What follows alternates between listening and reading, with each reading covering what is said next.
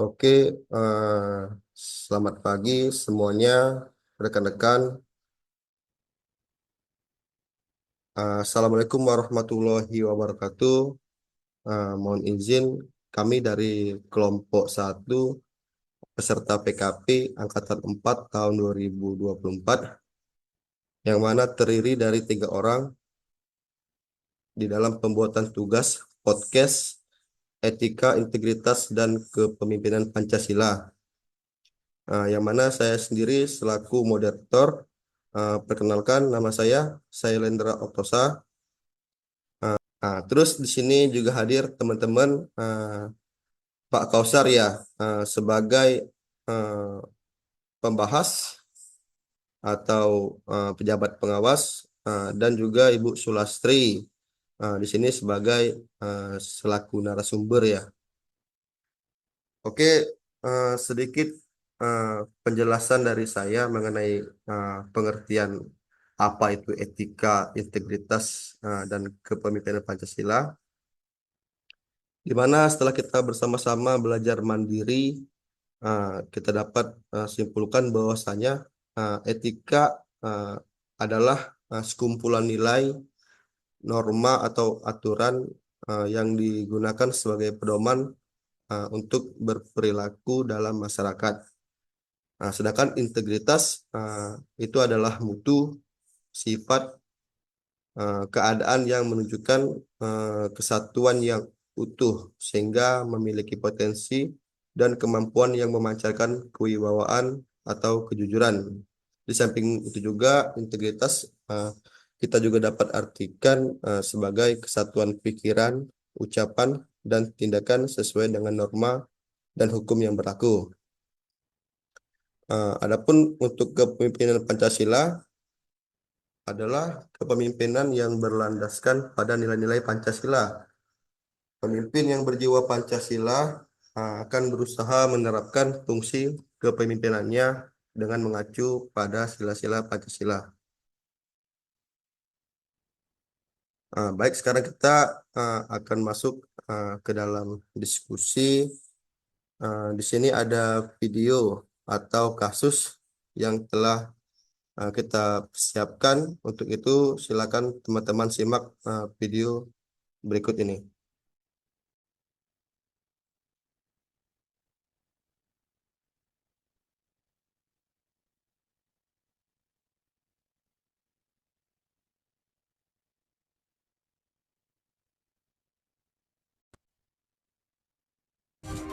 Video dugaan pungutan liar yang dilakukan Oknum Lurah Paninggilan Utara, Kota Tangerang, Banten viral di media sosial.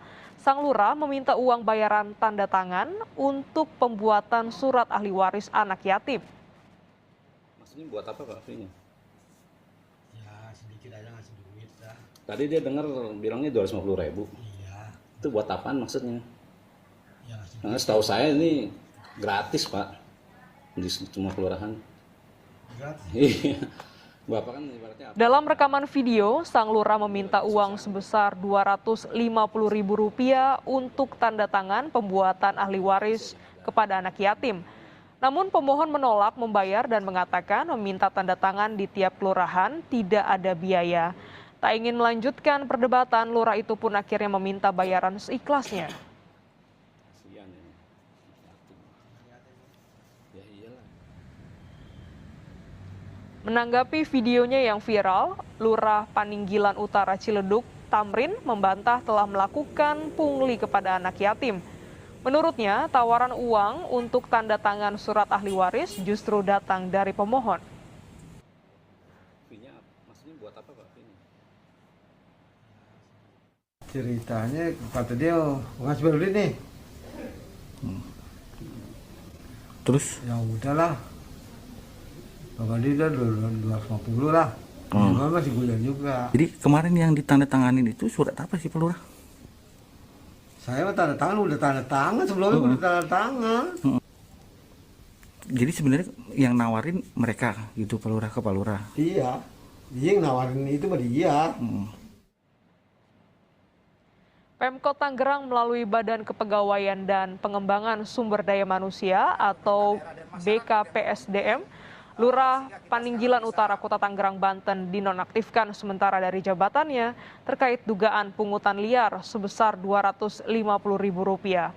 Pemberhentian sementara ini terhitung mulai dari tanggal 6 Agustus 2021 hingga pemeriksaan selesai dilakukan Badan Kepegawaian dan Pengembangan Sumber Daya Manusia.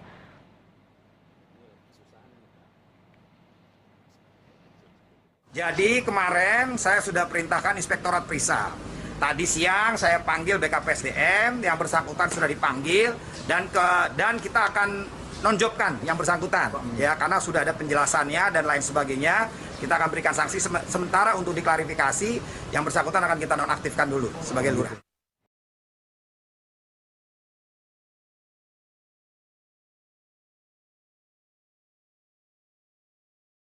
Baik, Bapak Ibu. Nah, setelah kita bersama-sama menonton video tersebut, diduga terjadi pungutan liar nih yang dilakukan oleh Oknum Lurah Paninggilan Utara, Kota Tangerang, Banten, di mana Oknum Lurah meminta bayaran untuk sebuah tanda tangan dalam pembuatan surat ahli waris kepada anak yatim, itu sebesar Rp250.000.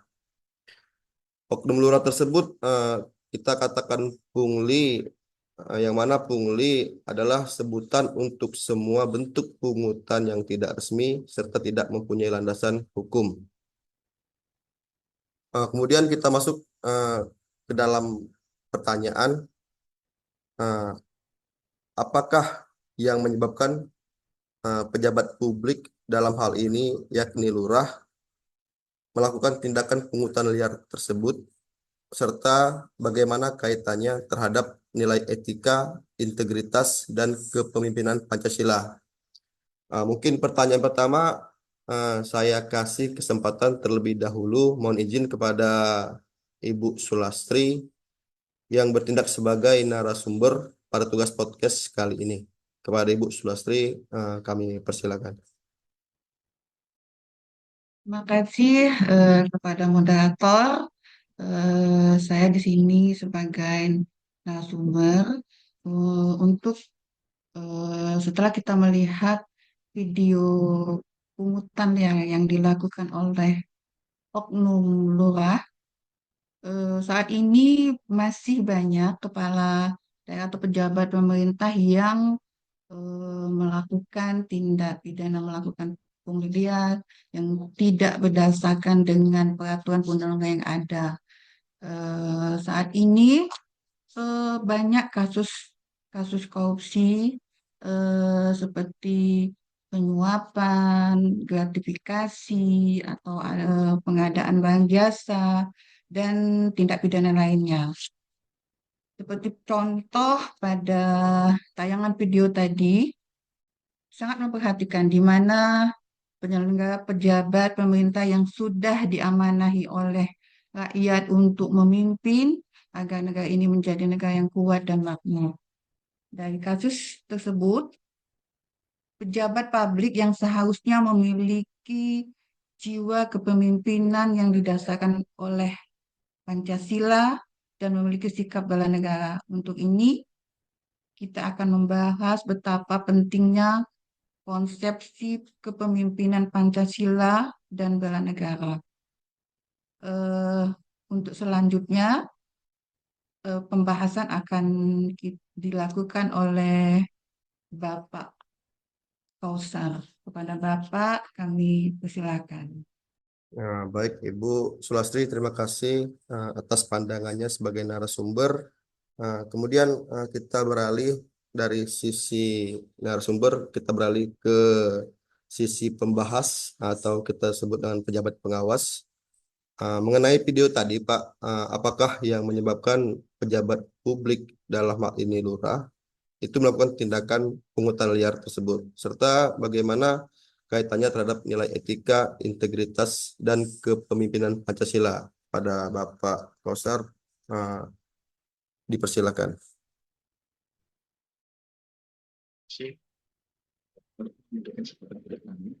Kami akan mencoba secara singkat mengenai tayangan dari video tadi, di mana pejabat kelurahan atau sebagai lurah melakukan pungli terhadap masyarakat dalam hal pelayanan. Semestinya kalau untuk hemat kami, semestinya itu sesuatu yang tidak harusnya terjadi di kalangan pejabat. Tetapi dalam hal ini mungkin banyak faktor-faktor yang mempengaruhi. Seperti mungkin itu pungli-pungli yang terjadi itu mungkin salah satu menjadi kebiasaan yang sudah sering terjadi selama ini, tapi dalam artian itu secara tidak tertulis. Di mana mungkin selama ini mungkin belum ada yang melaporkan ya, setiap ada pungli-pungli itu masyarakat itu mungkin hanya diam, tidak melaporkan sesuatu yang telah terjadi. Sebenarnya himbauan juga pada masyarakat, apalagi di era sekarang ini kan yang namanya pelayanan-pelayanan di kelurahan atau di kecamatan itu sekarang kan sudah tidak ada lagi yang namanya biaya-biaya, kecuali ada yang sudah tertera atau ada aturan-aturan tertentu ya. Semestinya di setiap kantor, baik di kelurahan, khususnya di kelurahan, itu semua beberapa dari jenis pelayanan itu harus kita tempelkan biar masyarakat itu begitu dia mau ada keperluan di kelurahan, jadi dia kan tahu misalnya pelayanan ini artinya tidak ada biaya. Mungkin ada yang pelayanan tertentu yang memang sudah ada biaya seperti misalnya retribusi apa jenis apa gitu ya. Makanya kalau itu sudah ditempel di mana atau di papan pengumuman, artinya masyarakat itu sudah jelas itu tidak ada pelayanan. Tapi kalau tidak pernah ada, kita tempelkan daftar-daftar jenis pelayanan yang ada di kelurahan, ya tentunya masyarakat juga bingung semestinya ini apa bayar atau tidak. Nah, jadi secara tidak langsung kita sudah mendidik masyarakat untuk membiasakan atau membudayakan hal-hal yang sifatnya gratifikasi lah kira-kira begitu. Kemudian salah satu faktor yang lain juga mempengaruhi mungkin faktor dari gaya hidup ya, mungkin sudah terbiasa, apalagi zaman sekarang ini masyarakat itu lebih banyak sifatnya konsumtif. Jadi dari penghasilan yang ada mungkin mereka dia tuh merasa kurang ya. Sebenarnya kalau kita sebagai aparatur negara sekarang ini kan sudah cukup karena ada yang namanya TUKIN ya, tunjangan kinerja ya, di samping gaji pokok kita yang sudah ada. Kemudian mungkin juga perlu ada kaitannya dengan kepemimpinan Pancasila dan bela negara. Jadi dalam hal ini, kalau kita sendiri istilah melakukan pungli kepada masyarakat, dalam artian bagaimana kita istilah menumbuh kembangkan pada masyarakat itu terhadap image kita sebagai pemerintah itu di mata masyarakat itu bahwa pemerintah itu adalah mengayomi masyarakat. Jadi kalau dalam hal ini timbul mencerminkan sesuatu image yang negatif ya terhadap pemerintah sebagai pelayan masyarakat. Jadi kita usahakan ke depan ini kalau bisa segala sesuatu yang terjadi, segala sesuatu jenis pelayanan yang ada itu kita ciptakan bagaimana supaya ini sifatnya transparan, tidak ada yang ditutup-tutupi. Semua jenis pelayanan itu tidak ada biayanya. Kemudian salah satu mungkin cara kita istilah meminimalisir dari akan terjadinya pungli ya, meminimalisir terjadinya pungli, itu mungkin salah satunya kita adakan suatu pelatihan yang mungkin salah satunya pelatihan kepemimpinan ya, dalam arti atau PIM4. Jadi dengan adanya itu kita banyak belajar bagaimana kita sebagai aparatur negara kita harus menciptakan suasana yang kondusif di kantor. Artinya kita juga bisa membatasi fungsi kita sebagai apa dan tugas kita, tanggung jawab kita sebagai apa kepada atasan. Jadi dengan begitu kita bisa mengaplikasikan diri kita, bagaimana kita memaksimalkan potensi kita untuk memberikan pelayanan kepada masyarakat. Akhirnya dengan maksimalnya pelayanan kita laksanakan kepada masyarakat, itu bisa menciptakan image yang positif bagi pemerintahan sebagai pemberi layanan kepada masyarakat. Mungkin hanya itu sekilas. Terima kasih Pak. Baik, terima kasih Pak Kausar. Terkait video tadi, ini sudah dibahas ini mungkin oleh Pak Kausar ini. Nah, bagaimana pandangan dari Ibu Sulastri? Nah, tadi kan Pak Kausar telah menyebutkan bahwasanya ada beberapa faktor nih yang menyebabkan tindakan pungli terjadi di video tersebut. Menurut Ibu Sulastri, bagaimana pandangan terkait dari sisi narasumbernya, faktor apakah yang menyebabkan permasalahan tindakan pungli di dalam video tersebut? Kepada Bu Sulastri kami persilakan. Terima kasih kepada moderator. Eh, dari penjelasan pembahasan Pak Kausa tadi, memang benar banyak faktor yang membuat pejabat pemerintah atau seperti kayak video tadi yang dilakukan oleh Lura yang membuat mereka melakukan pungli. Di antara seperti kurang puasnya atau masih banyak kemungkinan atau kebutuhan yang lain yang membuat mereka melakukan tindak eh, eh, pungli yang tidak sesuai atau berdasarkan aturan yang memang harus melakukan eh, pungutan biaya untuk mengeluarkan apa itu surat atau pembuatan KTP kayak gitu. Kalaupun memang harus ada biaya yang dikeluarkan untuk pembuatan apa itu dokumen yang diperlukan, harus transparan, menjelaskan yang memang sesuai dengan ketentuan bahwa ada biaya untuk melakukan pembuatan dokumen yang dibutuhkan. Eh, itu dari saya, Pak. Terima kasih. Baik, terima kasih Bu Sulastri. Di sini mungkin saya sedikit menyimpulkan terkait dari penjelasan dari Pak Kausar dan juga Ibu Sulastri. Berarti di sini ada faktor uh, yang menyebabkan pejabat publik tersebut melakukan tindakan pungli, yaitu yang pertama adanya kesempatan dan juga pengaruh jabatan ya Pak, sehingga tindakan pungli ini mudah didapat. Seharusnya pejabat publik memiliki prinsip kerja itu sebagai ibadah, sikap selalu bersyukur, menjaga amanah jabatan yang telah dikasih, bekerja dengan sepenuh hati, ikhlas dan tanpa pamrih. Serta berprinsip juga harus menanamkan rasa takut akan dosa, sehingga kita akan selalu berhati-hati dalam bertindak, takut akan korupsi, serta takut akan menerima suap dan tindakan merugikan lainnya.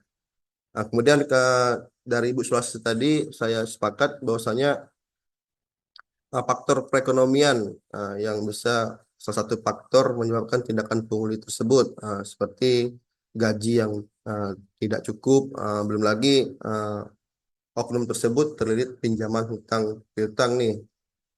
Kemudian saya menyoroti dari pengawas tadi, Pak Kausar, berarti emang benar pengawasan ini memang sangat diperlukan di dalam menciptakan nilai-nilai etika, integritas, dan kepemimpinan Pancasila dalam penerapan di suatu pelayanan. Ini pengawasan yang kurang tegas ini yang menyebabkan lurah-lurah tersebut tidak ada rasa takut-takutnya melakukan pungli. Saya tertarik nih sedikit mengenai dari sisi pengawasan nih dari Bapak Kausar yang menyatakan bahwasannya kurangnya pengawasan dari sisi pemerintah. Itu kenapa pengawasan dari sisi pemerintah mesti kita perhatikan?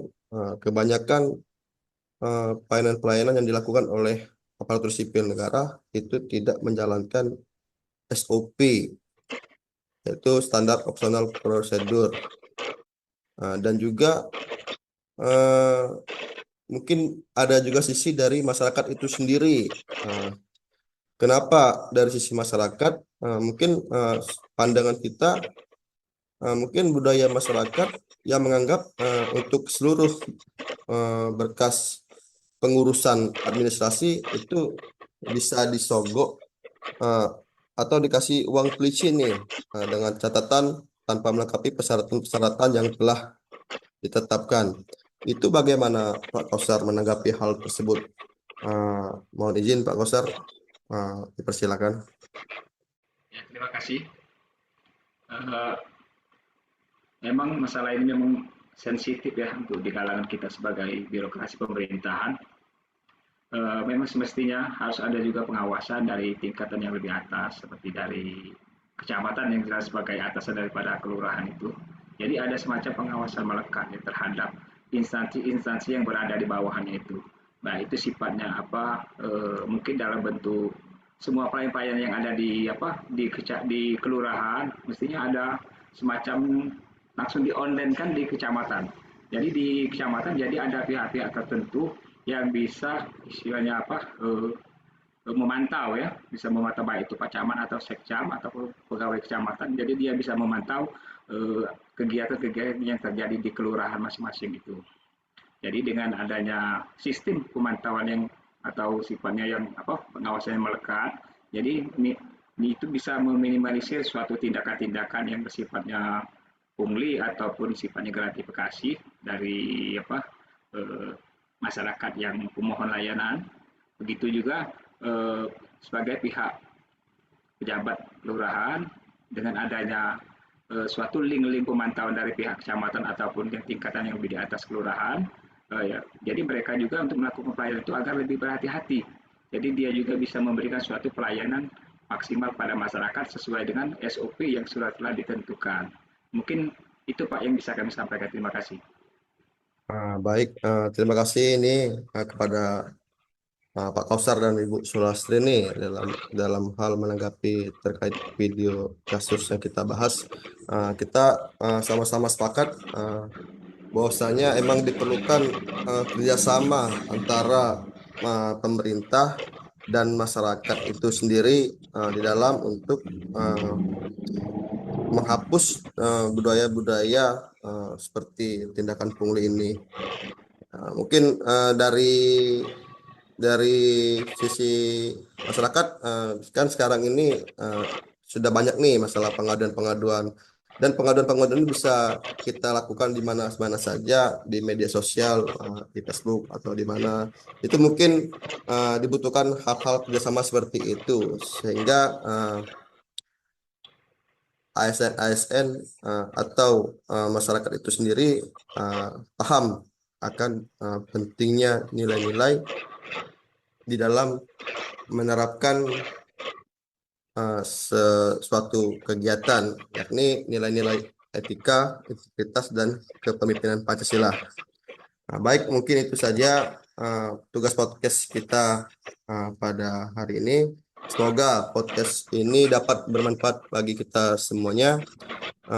Sekali lagi saya mewakili teman-teman mengucapkan terima kasih sebesar-besarnya. Mohon maaf jika di dalam penyampaian sedikit kurang berkenan. Kepada Allah kita sama-sama mohon ampun. Saya akhiri dengan wabillahi taufiq wal hidayah. Wassalamualaikum warahmatullahi wabarakatuh. Waalaikumsalam warahmatullahi wabarakatuh.